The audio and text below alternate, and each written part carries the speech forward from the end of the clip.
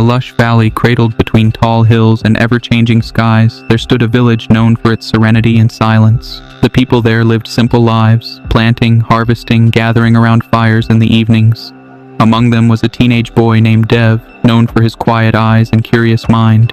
He wasn't the strongest or the fastest, but his thoughts ran deeper than most could see. Dev had always loved the forest that bordered the village. It was his escape. Whenever life felt too loud or confusing, he would walk into the trees and listen. To him, the rustle of leaves and the calls of birds held more truth than most words spoken by people. But lately, not even the forest brought peace. At home, his family argued often. His father, once a patient man, now snapped with little reason. His mother grew more silent each day, her eyes shadowed with worry. In school, Dev felt invisible. He didn't belong with the loud boys who boasted about strength, nor the quiet ones who copied notes without thinking. He was there, but not truly seen.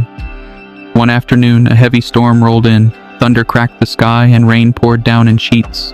The villagers rushed to close windows and bring livestock indoors. But Dev, drawn by something he couldn't explain, ran toward the forest. He didn't know why, only that something in him needed to be there. He reached his favorite spot, a wide clearing with a single tall tree at its center. It was an old tree, older than the village itself, with thick roots that gripped the earth like a promise. Dev stood under its branches, soaked but still. Around him, trees swayed violently, some bending close to breaking. But the old tree stood firm, its trunk unmoved, its roots deep and silent. For a long time, Dev just watched. The storm raged, the tree stood, and somewhere in that stillness, something inside Dev began to shift. The rain eventually softened, falling now like a gentle curtain over the clearing. Dev remained where he stood, drenched and quiet, his eyes still fixed on the old tree. It hadn't resisted the storm with brute force. It had moved just enough to absorb the wind's anger, but stayed anchored by roots hidden deep beneath the surface. It didn't fight the storm, it endured it. That image gripped Dev more than any words ever had.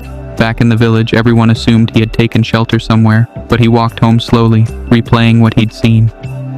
The next morning he returned to the tree, not to escape anything, but to listen. He sat beneath its canopy and asked himself a question that had never surfaced clearly before. Why do I break so easily while this tree stands through everything? The answer came not in words, but in realization. He thought about his own life. Every time something went wrong, his parents' silence, the pressure at school, the feeling of not being enough, he shut down. He either ran from the pain or drowned in it. He had no root, no inner ground to hold him in place when life became a storm. That day under the tree, Dev made a quiet promise to himself. He would stop pretending to be unshaken and start learning how to stay grounded. Not by being hard, but by being steady. Not by building walls, but by sinking roots. He began small, waking early to sit in silence before the village stirred, writing in a notebook the things he couldn't say aloud, paying attention to his breath when emotions ran wild. And every evening he visited the tree, his silent teacher, learning the art of stillness in the face of chaos. His transformation wasn't immediate, but it was real. Weeks passed and the villagers began to notice subtle changes in Dev. He still spoke little, but his presence felt different, calmer, more rooted. He no longer looked lost during lessons, and though his grades didn't suddenly rise, his questions grew deeper. His friends noticed he no longer avoided conflict but responded with a quiet clarity that made others listen. Even at home, where tension still simmered, Dev had stopped reacting with silence or frustration. He had started listening, observing, responding with a gentleness that slowly began to soften the air around him. One afternoon, his teacher, who had always seen him as distant, pulled him aside. "You've changed," she said, not louder, but clearer. "What happened?" Dev didn't speak right away. Then, with a small smile, he replied, "I started learning from a tree." She looked puzzled, but Dev said no more. That night, Dev sat beneath the tree again, notebook in hand. He wasn't writing stories or plans. He was simply recording what he had begun to understand. That strength isn't about how loud or visible you are, but how deeply you're anchored when the world starts shaking. If you've ever felt like life keeps pulling you in directions you can't control, if you've ever felt like you're bending too much, breaking too often, fading into the noise, then maybe this story is also your story. This space, this channel, is for people. Dev continued his quiet ritual, returning to the tree each day.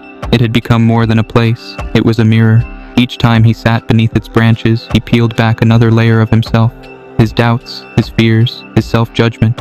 The tree never gave answers. It simply remained, unshaken, and in that stillness, Dev began to find his own strength. He started helping others in small ways. A younger boy being bullied, Dev stood beside him, said nothing, but his presence made the others pause. A friend struggling with school, Dev offered to study together, not as a tutor, but as someone who understood the feeling of falling behind. People started asking him how he stayed so calm, how he kept his center when things went wrong. Dev never claimed to have answers. He only shared what he had learned from the tree. "It bends, but it doesn't break," he said once to a friend. "It lets the storm pass through it." At home, his father began to change too. The silence was still there, but now it was shared over tea instead of distance. One evening, his father watched Dev help repair the fence and said, "You've become solid, like the tree near the forest." Dev didn't respond, but his heart swelled. The biggest changes often go unnoticed by the world. They happen in the quiet corners of a person's life, in how they breathe, how they listen, how they hold space for others. Dev hadn't set out to become wise or calm or strong. He had simply been honest with himself and patient enough to grow. As the seasons shifted, so did Dev. The once hesitant boy who felt overwhelmed by life's weight was now someone others turned to for quiet assurance. He had not become a leader in the traditional sense, no loud speeches, no demands for attention. But his steadiness, his ability to remain calm when others panicked, gave people a strange kind of comfort. The village began calling him the boy with roots. But Dev never forgot where it all began. On the anniversary of the storm, he returned to the same clearing, now bathed in golden sunlight. The old tree still stood, tall and unwavering, its bark weathered, its branches wide. But now, Dev didn't see it as a teacher, he saw it as a companion. They had both grown through the storms. He sat beneath it and reflected on everything that had changed, not in the world, but in him. He no longer feared being unseen. He no longer measured his worth by how much he spoke or how hard he pushed. He had learned the quiet power of staying present, of bending but not breaking, of waiting out life's storms with trust rather than panic. His notebook lay open beside him, pages filled with thoughts, questions, reflections. It wasn't just a journal, it had become a record of his inner journey, and he realized something else. There would be more storms. Life wouldn't stop testing him, but he no longer feared the wind, because he knew now what the tree knew. Dev sat in silence, the breeze tugging gently at his shirt, the rustle of leaves overhead echoing like a memory he could feel in his bones. He didn't need words to understand what the tree had taught him. It was something deeper than explanation, something lived and earned in the quiet. He thought back to the day of the storm, the fear in his chest, the confusion, the overwhelming sense of not knowing where to go or who to be. And now, here he was, not someone who had all the answers, but someone who had learned how to stand still without collapsing. The tree hadn't just weathered the storm, it had grown because of it. Dev ran his fingers along the grooves of the bark. Each line, each scar, told a story of a storm survived. It reminded him that pain doesn't always leave destruction behind. Sometimes, it leaves wisdom. He closed his notebook gently, tying the string around it like sealing a chapter.